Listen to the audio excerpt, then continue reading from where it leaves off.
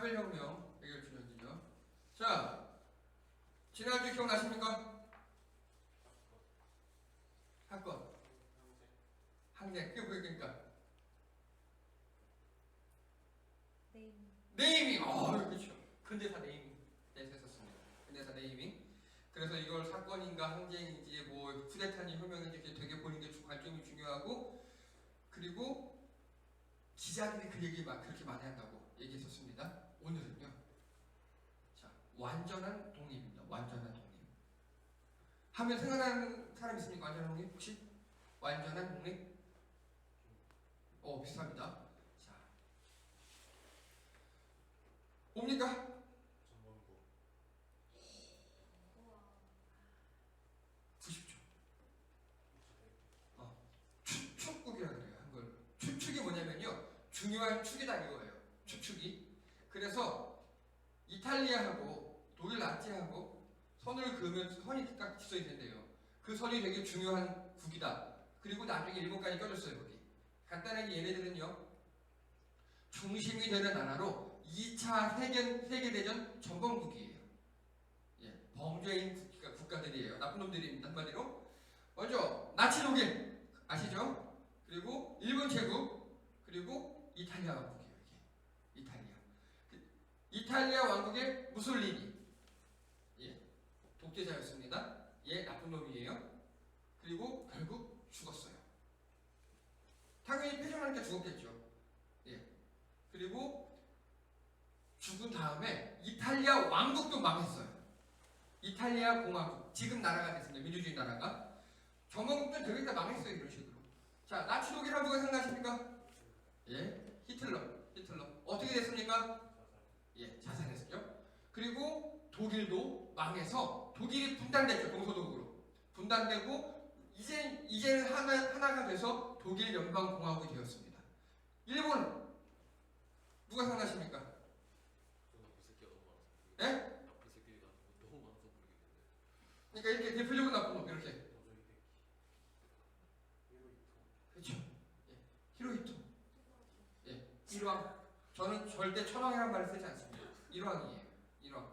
왜냐면 우리나라 임시정부에서 일왕이라고 했기 때문에 우리나라는 일왕이라고 하는 게 맞아요. 자, 일왕입니다. 근데 이렇게 죽었어요. 나중에. 오래 살았네요. 네. 89년도에 사망합니다. 68년간 재위했고요. 최장기간을 집권했습니다. 왜 이렇게 됐을까요? 이게 포인트예요. 이게 오늘의 포인트입니다. 보셔요. 다른 전범국들은 다 나라 자체가 망해버렸어요. 심지어 분단도 됐고요. 전범들은 다 죽거나 자살했습니다. 그런데 왜 이 이왕은 멀쩡히 살아서 89년도까지 살았을까요?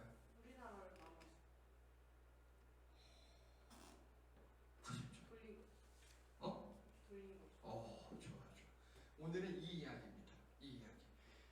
자, 포츠담 선언이라고 하는 게 있어요. 되게 중요한 건데 꼭 기억하셔야 돼요. 이렇게 했고요.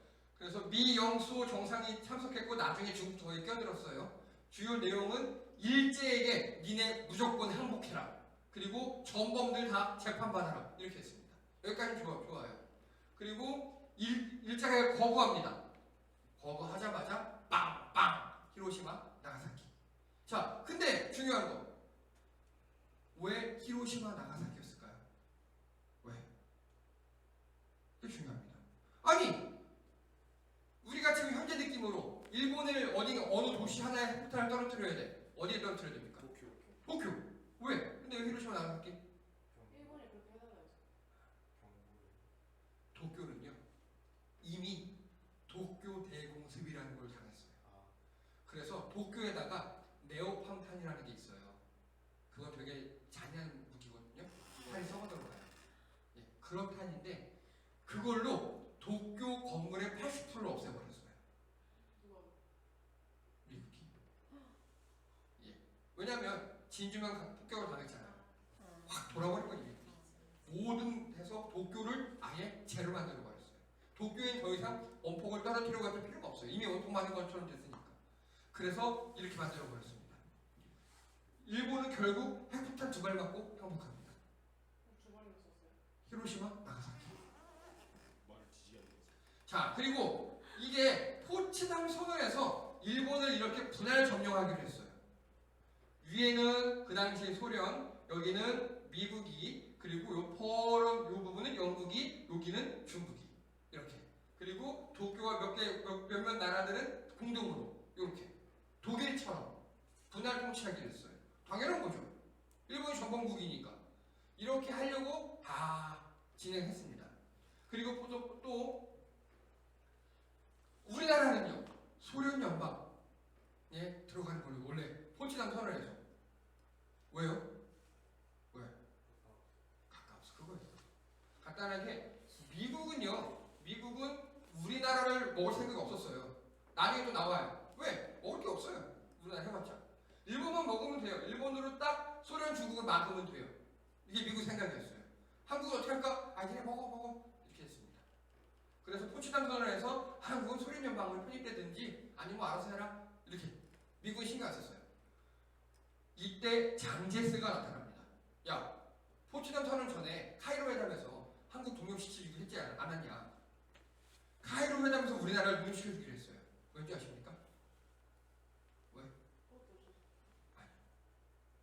장제스가 감동을 받았거든요.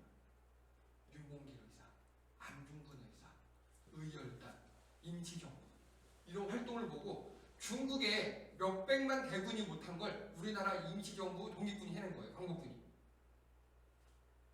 그런 거 보고 아 얘네들은 독립시켜줘도 돼. 이렇게 중국에 생각했습니다. 그래서 카이로 회담에서 우리나라를 독립시켜주기로.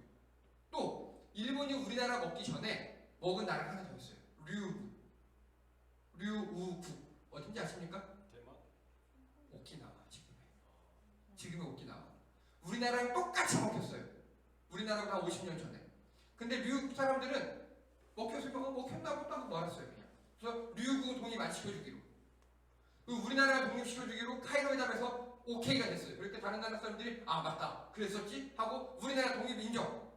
여기까지가 진행됐습니다. 근데 이런 새끼가 미국한테 가요. 아까 히로히토가 메가더로 만나가지고 야 왜 이렇게 우리나라를 쪼개냐. 그리고 우리는 미국 니네한테 도쿄 공습당하고 니네한테 핵폭탄 맞아서 니네한테 행복한 거지 연합국이 행복한 게 아니야. 우리 먹고 야 저기 대한민국 조선을 반띵하자.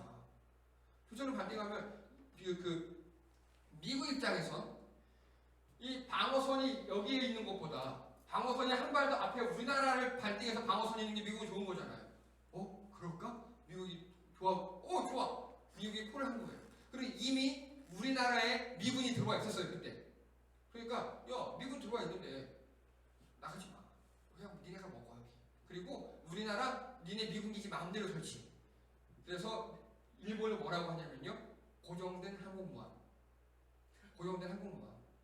왜냐하면 미국 하와이에서 비행기가 떠서 여기서 미군 기지에서 또 기름 넣고 다시 중국이나 수로를 폭격할 수 있는. 여기다 미사일 기지 다 대줄게 우리가.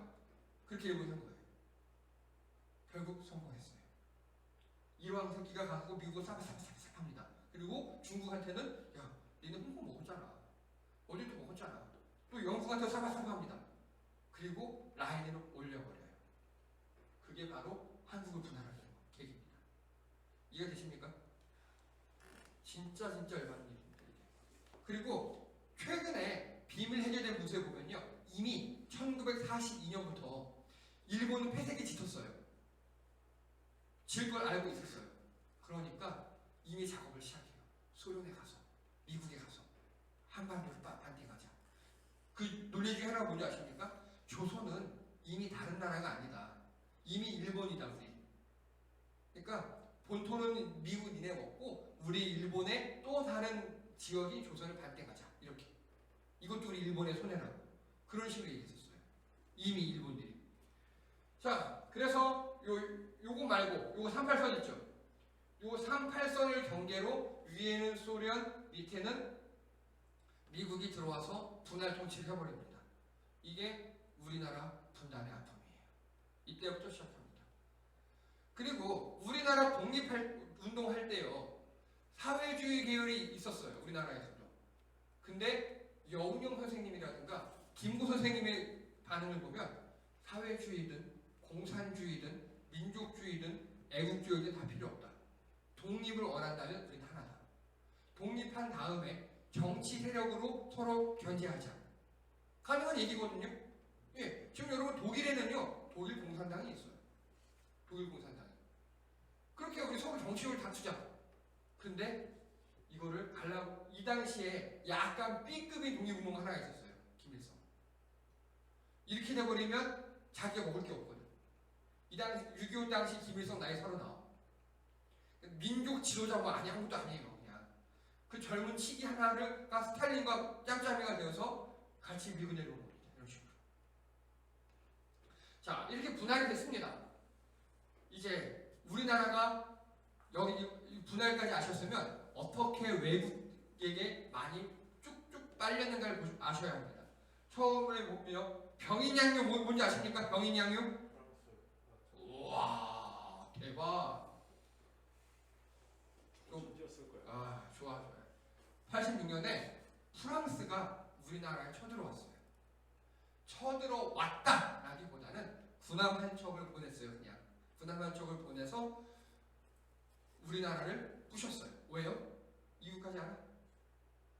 프랑스 신부 병인 박해. 예, 병인 양요기 전에 우리나라에서 프랑스의 신부 몇 명을 죽였거든요. 천주교. 그걸 구실을 삼아서 우리나라에 전원 한 대가 와서, 자, 우리나라 역사 기록에 보면 병인 양요기 승리했다 패배했다? 우리나라 기록에 승리했어요. 예, 우리나라 기록에.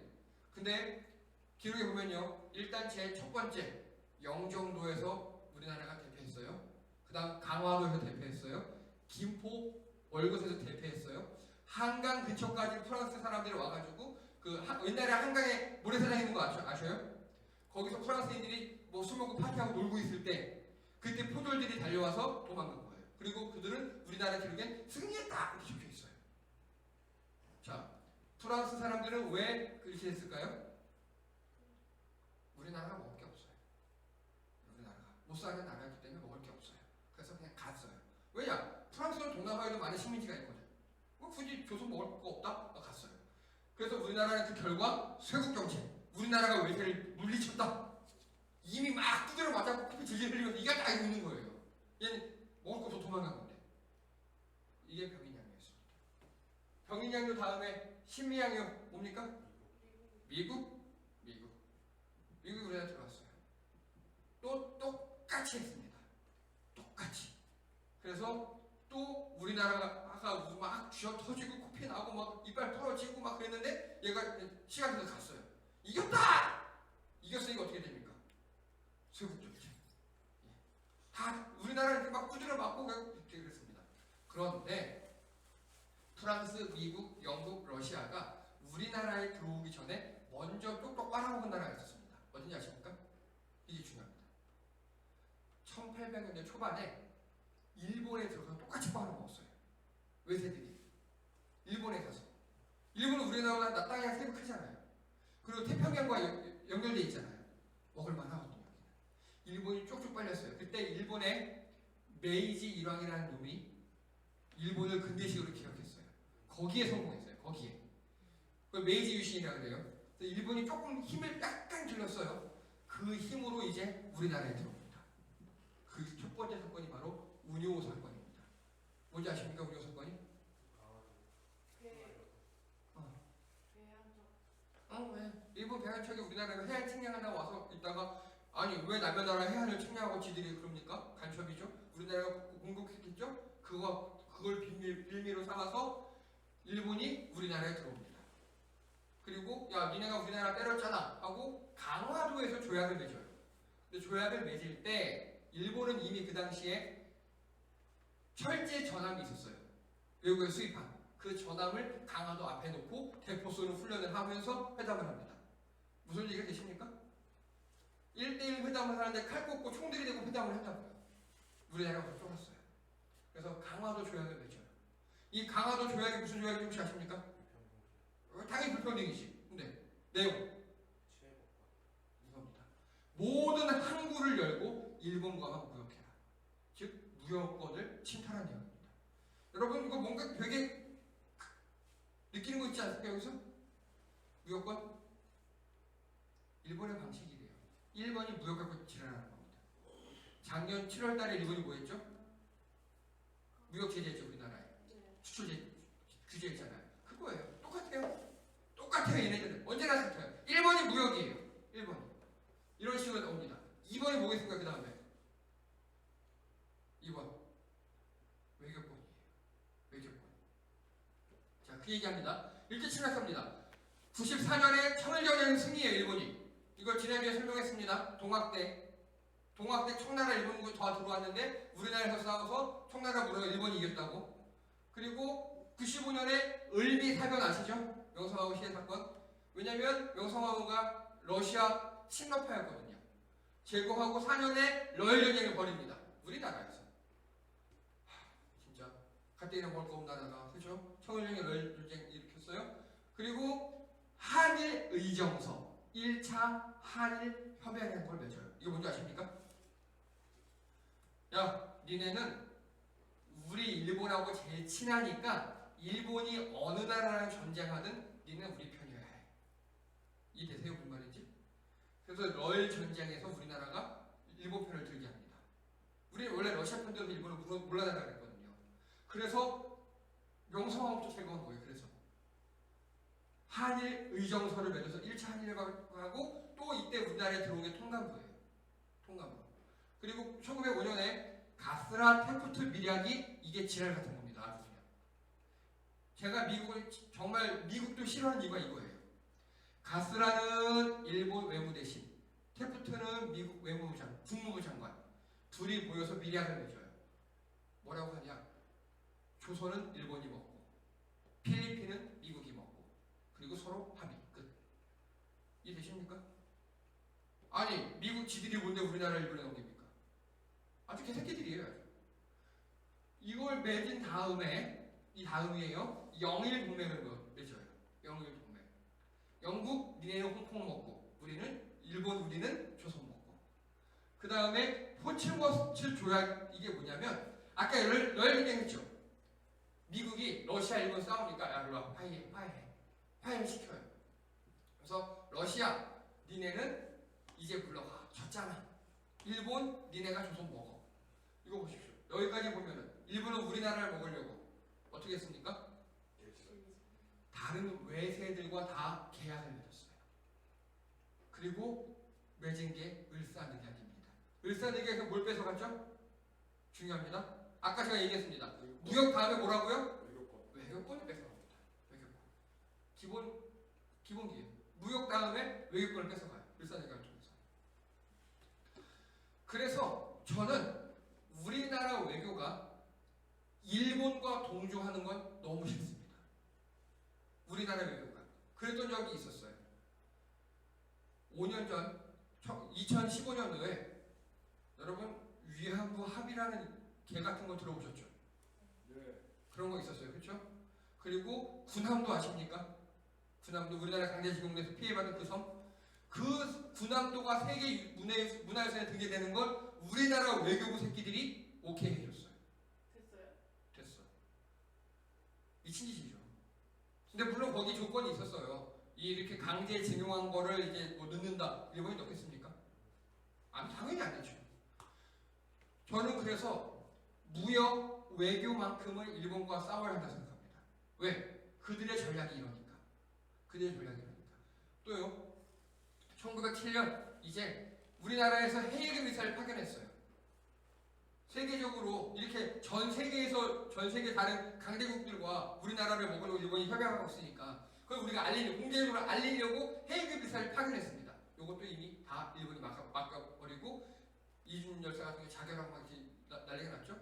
요거를 빌미로 우리나라 군대와 경찰을 또 일본이 먹어버립니다. 그리고 드디어 1909년에 간도 협약까지 맺습니다. 간도 협약이 뭡니까? 간도가 어디입니까? 두만강, 압록강 위에 현재 만주라고 불리는 곳이요. 연길이라고 불리는 곳. 거기가 정확히 얘기하면 우리나라하고 중국하고 중간지대였어요. 우리나라 땅이라고 할 수도 없고 중국 땅이라고 할 수도 없고.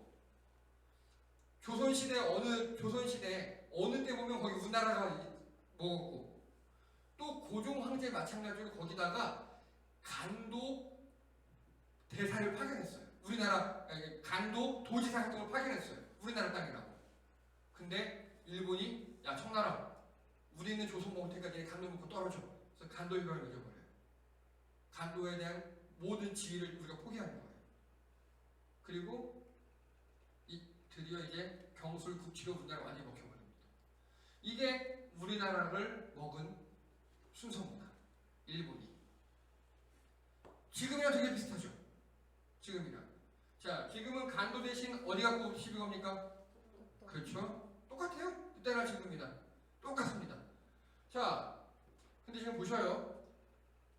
병인양요 프랑스라고 하고 있었던 일이 일어나겠죠. 이때 어떤 일이 있었냐면요. 이게 병인양요를 그린 뭐 기록과 같은 거예요. 프랑스 군대가 혹시 여기가 어딘지 아십니까? 여기가 어딜까요? 역시 역사는 야 이게 기억이 좋아. 외주장각 서구입니다. 강화도에 있어요. 우리나라 조선은 기록의 나라였어요. 곳곳에 왕조실록 무슨 이런 것들 도서관들 다 보관하고 만들어놨어요. 강화도에 그게 있었어요. 프랑스 군대 이걸 털어갔어요.